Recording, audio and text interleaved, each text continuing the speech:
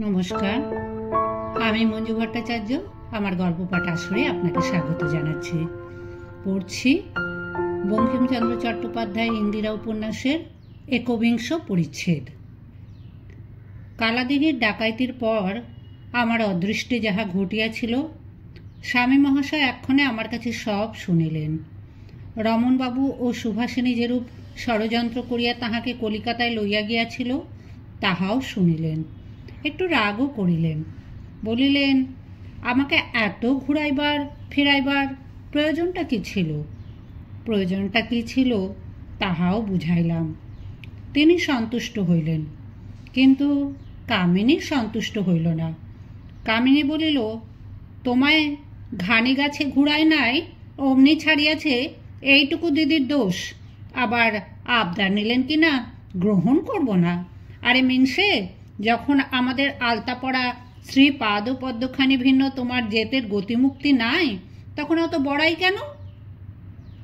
বাবু এবার একটা উত্তর মারিলেন, বলিলেন, তখন চিনিতে পারি নাই যে তোমাদের কি চিনতে জো আছে? কামিনী বলিল, তুমি যে চিনিবে বিধাতা তা কপালে লিখে নাই।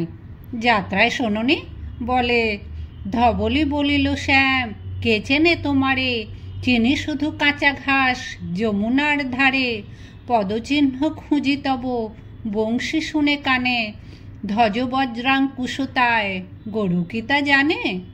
আমি আর হাসি রাখিতে পারিলাম না। বাবু অপ্রতিভ হইয়া কামিনীকে বলিলেন, যা ভাই, আর জ্বালাস নে। যাত্রা করলি, তার জন্য এই পানের খিলিটা পেলা নিয়ে যা। কামিনী বলিল, ও দিদি, মিত্রজার একটু বুদ্ধিও আছে দেখিতে পাই। আমি বলিলাম, কি বুদ্ধি দেখিলি? কামিনী কহিল, বাবু পানের ঠিলিটা রেখে খিলিটা দিয়েছেন, বুদ্ধি নয়। তা তুই এক কাজ করিস, মধ্যে মধ্যে তোর পায়ে হাত দিতে দিস, তাহলে হাত দরাজ হবে। আমি বলিলাম, আমি কি ওকে পায়ে হাত দিতে পারি? উনি হলেন আমার পতি দেবতা। কামিনী বলিল, দেবতা কবে হলেন? পতি যদি দেবতা, তবে এতদিন তো তোমার কাছে উনি উপদেবতাই ছিলেন। আমি বলিলাম, দেবতা হয়েছেন যবে ওর বিদ্যাধরী গিয়েছে। কামিনী বলিল, আহা, বিদ্যাকে ধরি ধরি করেও ধরতে পারলে না। তা দেখো মিত্র মহাশয়, তোমার যে বিদ্যা, তাহার সঙ্গে ধরাধরি না থাকিলেই ভালো। সে বিদ্যা বড় বিদ্যা, যদি না পড়ে ধরা। আমি বলিলাম, কামিনী, তুই বড় বাড়ালি, শেষে চুরি চামারি পর্যন্ত ঘাড়ে ফেলতেছিস। কামিনী বলিল, অপরাধ আমার। যখন মিত্র মহাশয় কমিশিয়ারেটের কাজ করেছেন, তখন চুরি তো করেছেন, আর চামারি তা যখন রসদ জুগিয়েছেন, তখন চামারিও করেছেন। বাবু বলিলেন, বলুক গে, ছেলে মানুষ, অমৃতং বালো ভাসিতং। কামিনী বলিল, কাজেই তুমি যখন বিদ্যাধরী শাসিতং, তখন তোমার বুদ্ধি নাসিতং, আমি তবে আসিতং, মা ডাকিতং। বাস্তবিক মা ডাকিতেছিলেন। কামিনী মার কাছ হইতে ফিরিয়া আসিয়া বলিল, জানো কেন মা ডাকিতং? তোমরা আর দুদিন থাকিতং, যদি না থাকিতং তবে জোর করে রাখিতং। আমরা পরস্পরের মুখ পানে চাহিলাম। কামিনী বলিল, কেন পরস্পর তাকিতং? বাবু বলিলেন, ভাবিতং। কামিনী বলিল, বাড়ি গিয়া ভাবিতং। এখন 2 দিন এখানে খাবিতং, দাবিতং, হাসিতং, খুশিতং, খেলিতং, ধুলিতং, হেলিতং, দুলিতং, নাচিতং, গাহিতং। বাবু বলিলেন, কামিনী, তুই নাচবি? কামিনী বলিল, দূর, আমি কেন? আমি যে শিকল কিনে রেখেছি, তুমি নাচবে। বাবু বলিল, আমাকে তো আসা পর্যন্ত নাচাচ্ছ, আর কত নাচাবে? আজ তুমি একটু নাচিবে। কামিনী কহিল, তাহলে থাকিবে? বাবু বলিল, থাকিব।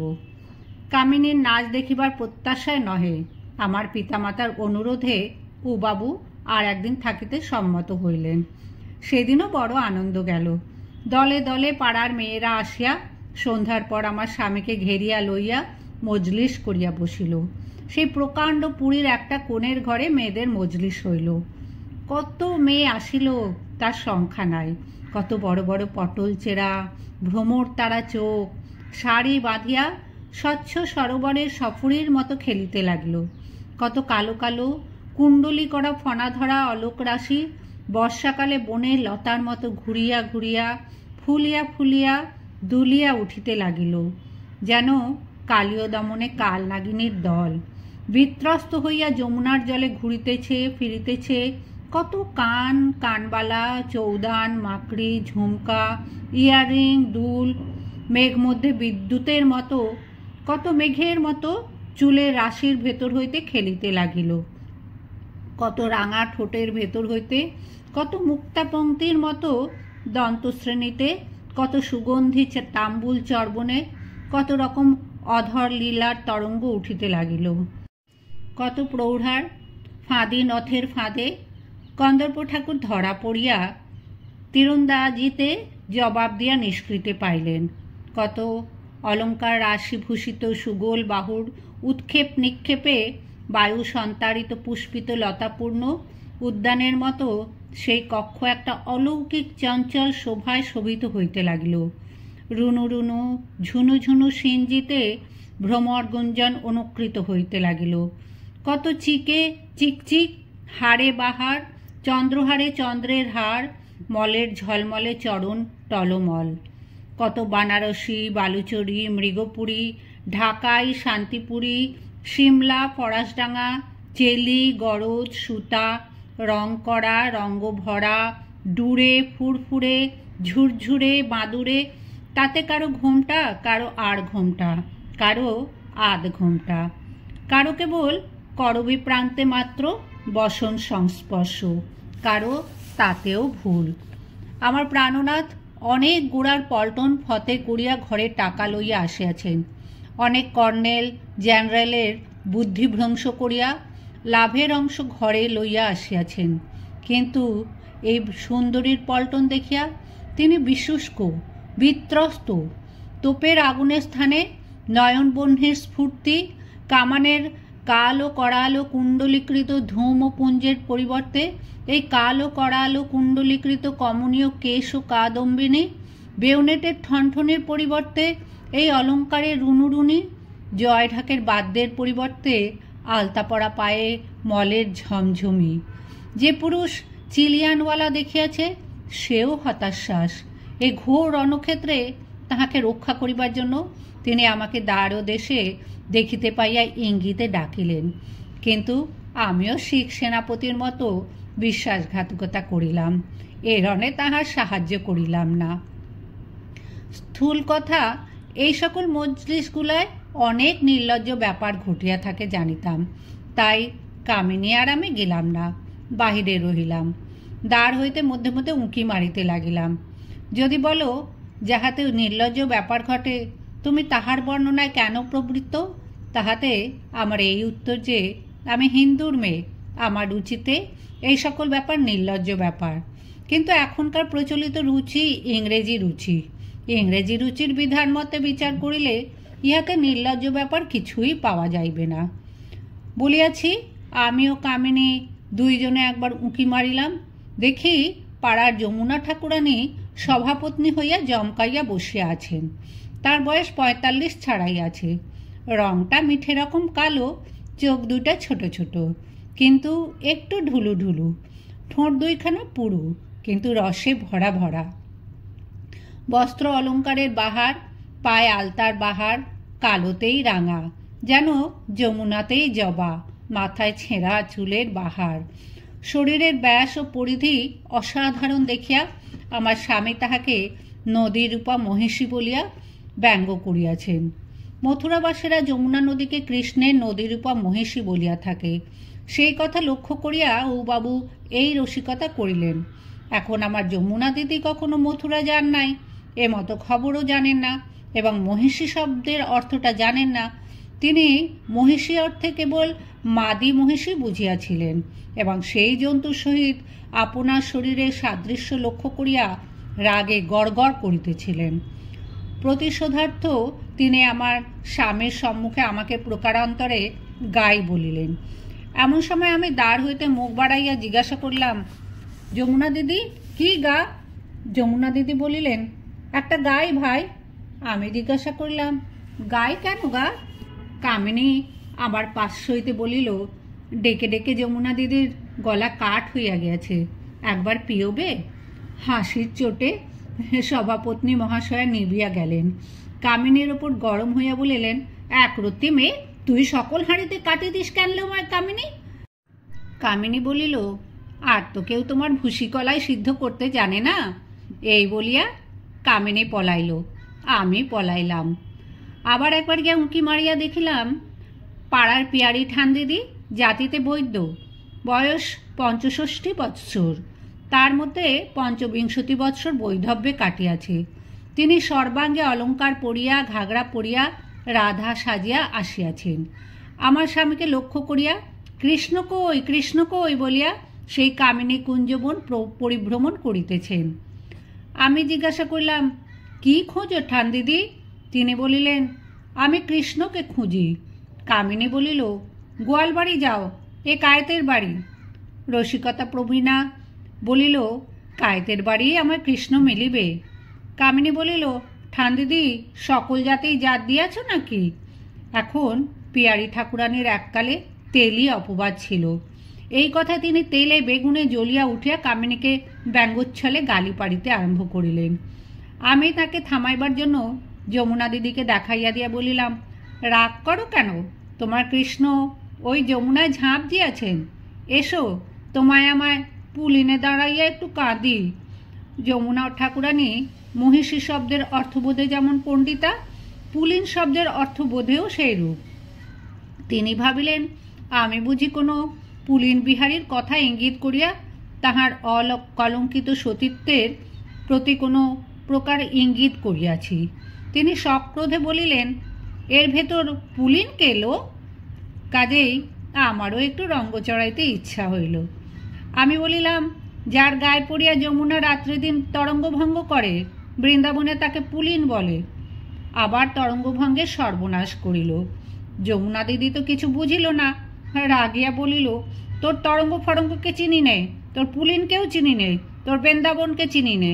তুই বুঝি ডাকাতের কাছে এত সব রঙ্গরসের নাম শিখে এসেছিস? মজলিসের ভেতর রঙ্গময় বলিয়া আমার একজন সমবয়স্কা ছিল। সে বলিল, অত খ্যাপো কেন যমুনা দিদি? পুলিন বলে নদীর ধারে চড়াকে, তোমার দুধারে কি চড়া আছে? চঞ্চলা নামে যমুনা দিদির ভাইজ ঘোমটা দিয়া পেছনে বসিয়াছিল।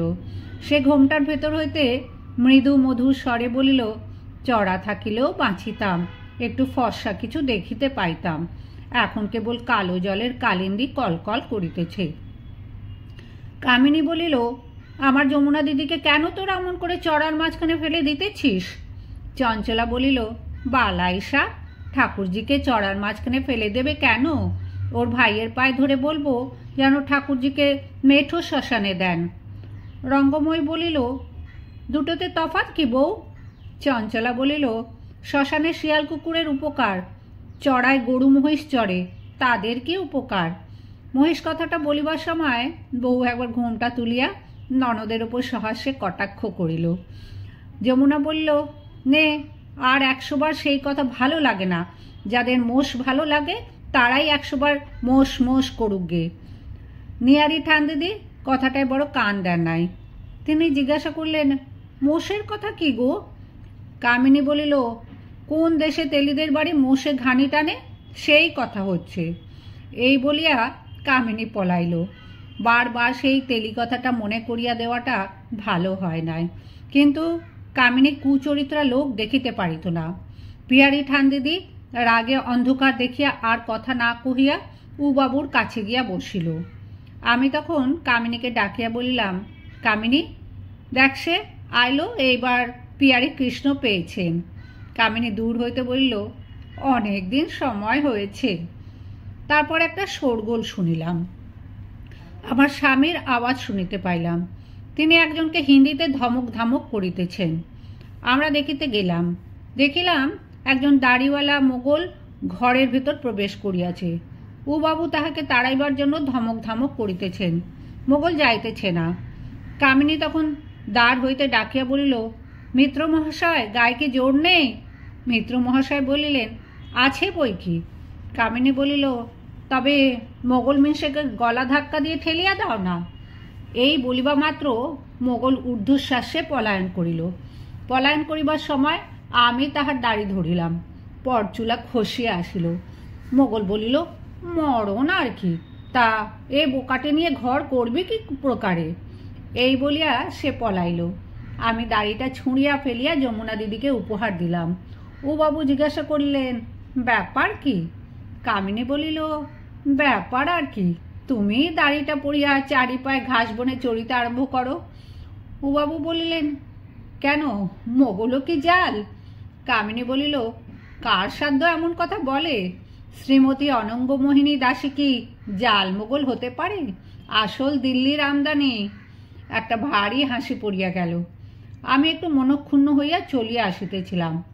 এমন সময় পাড়ার ব্রজসুন্দরী দাসী একখানি জীর্ণ বস্ত্র পরিয়া একটি ছেলে কোলে করিয়া ও বাবুর কাছে গিয়া দুঃখের কান্না কাঁদিতে লাগলো।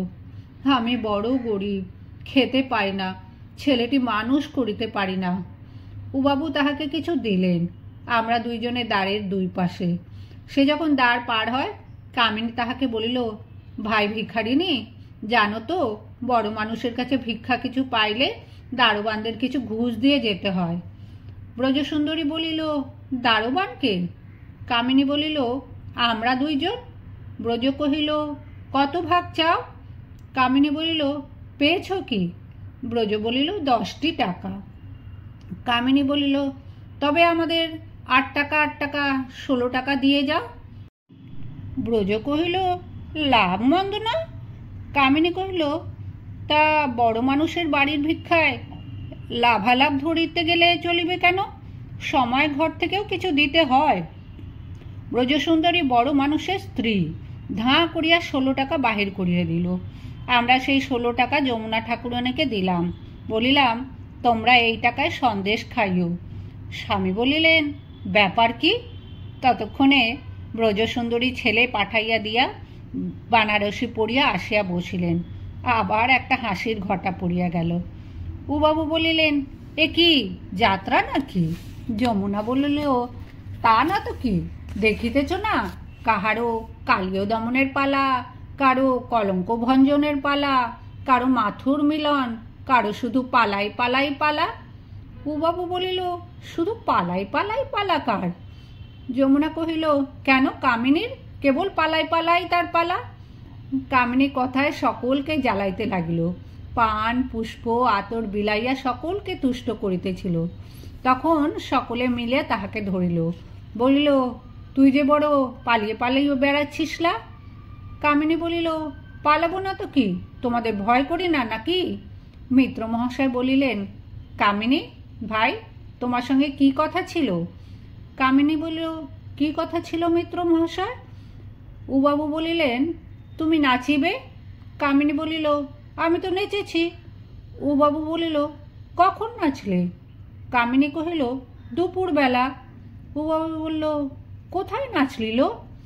কামিনী কহিল, আমার ঘরের ভেতর, দৌড় বন্ধ করে। উবাবু বলিলেন, কে দেখেছে? কামিনী কহিল, কেউ না।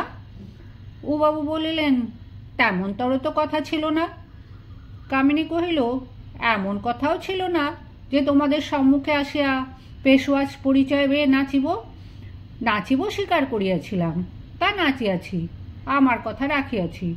তোমরা দেখিতে পাইলে না, তোমাদের অদৃষ্টের দোষ। এখন আমি যে শিকল কিনিয়া রাখিয়াছি, তার কি হইবে? কামিনী যদি নাচের দায় এড়াইল, তবে আমার স্বামী গানের জন্য ধরা পড়িলেন। মজলিস হইতে হুকুম হইল, তোমাকে গাইতে হইবে। তিনি পশ্চিমাঞ্চলে রীতিমতো গীতবিদ্যা শিখিয়াছিলেন। তিনি সনদে খেয়াল গাইলেন।